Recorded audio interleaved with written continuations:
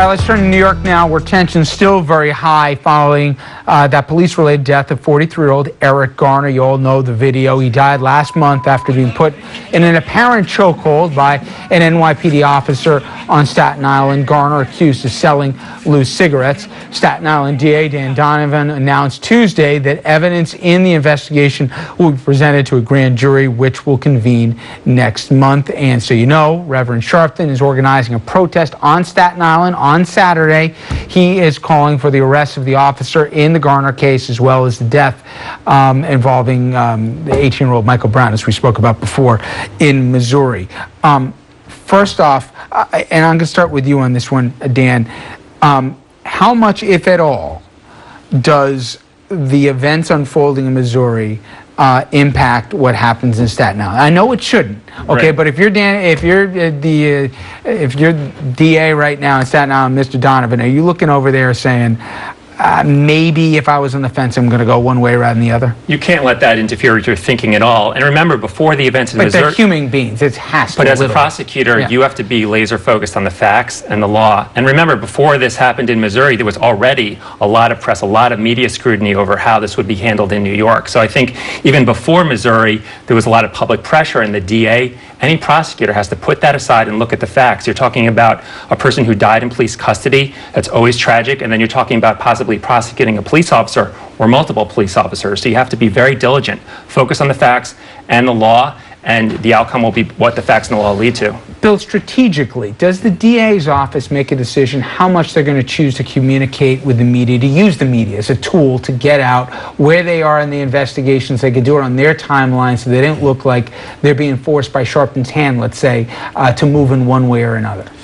Well, I think Donovan has done about all he should do. In other words, you basically give the public some assurance by saying, look, we're presenting a grand jury, we're convening a grand jury, we're going to start this next month. The one thing the prosecutor can't do is he can't basically hold weekly press conferences to describe for the media the ebb and flow of the grand jury investigation. First of all, by statute, grand jury proceedings are secret. So he's really not supposed to comment about grand jury proceedings at all. But at least to say the investigation is continuing, I think that's not a bad idea. From the other side, you've been on both sides of this, and you've been involved yourself with high-profile civil rights cases. If you're representing the Garner family, how do you use the media to communicate either your displeasure over the pace of the investigation, whether you think you're going to be getting a fair investigation? How do you do that? Well, I mean, again, I want a full and fair investigation, and I want to know what the facts are. And if I'm representing the Garner family also, I need to know all of the facts, because if the facts aren't what I think they are, then I'm going to be setting that family up for disappointment. I hear you, Mayo, but how do you use guys like me? Let's be honest. Well, I think that really what we want to do is you want to have a full investigation. You want to make sure, though, and one of the issues is that the grand jury is secret, as Bill said. And that means that we never know what witnesses necessarily testified, what evidence was submitted to that grand jury. We don't know the intonation of your voice. We don't know facial expressions that send messages to the grand jurors that are not reflected on a transcript. So I want to make sure that all of the information is presented. I want to make sure that there aren't witnesses out there who don't get called and don't find their way into the grand jury. And I want to make sure that the district attorney's office has their heart in the investigation. That's basically what I would like to say. There's one thing that should be pointed out. There is grand jury secrecy rules. Those rules only apply to the prosecutors and to the grand jurors and to the stenographers. There is no rule that says that a witness who goes before the grand jury is not permitted to disclose publicly what he was asked in the grand jury. So they can walk right on the steps after they testify? They can go out on the press conference every day. There could be cameras sitting outside the grand jury, the courthouse, waiting for these people to come out and say, were you just in the grand jury? Are you willing to talk to us? Grand jury secrecy rules do not apply to the witnesses because they have a First Amendment right. Though you generally don't want your witnesses going out and speaking to the media right after they've testified in the grand jury. No, but I'm saying witness is free to do it if he or she chooses to. Right. Now, Saturday, there's going to be, I don't know how large, but there certainly is going to be a large presence in Staten Island. They're not going to walk over the Verrazzano. They worked out a deal. The part of the Brown family, maybe not the parents, but part of the Brown family will also have a presence there. If you're the Garner family, would you like raised voices and a lot of visible anger right there, or would you like to see more of a presence? What do you think is in the from the Garner family, who's looking for the prosecution of at least the officer, if not the group of officers, what is the best optics that they want to come out of Saturday? And optics are a part of this, let's be honest.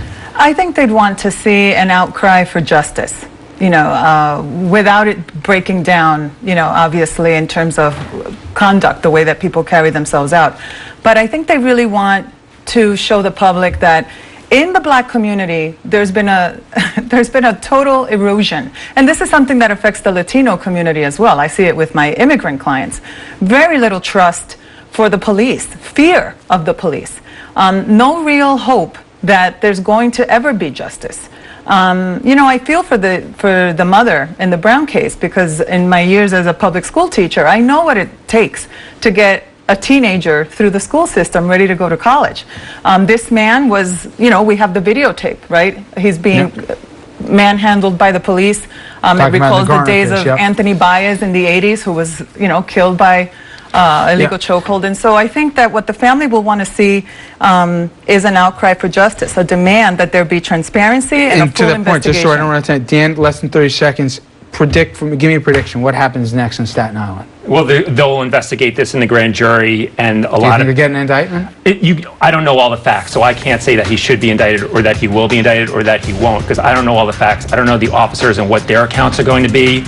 So we really have to wait and see. But a grand jury will investigate this, and that's what should happen. And if there's no indictment, do you think the feds do get involved? It's going to be tough because, as I said before, they could investigate civil rights violations, but that's different than a homicide investigation. They'd have to show it's based on race, the way the officer acted. Gentlemen, Madam, thank you all very much here. All the time that we have for tonight. Thank you a lot. We will see you tomorrow at 6 p.m. as always, right here on RFL. This is a national health alert from Worldwide Medical. Are you on Medicare? And do you suffer from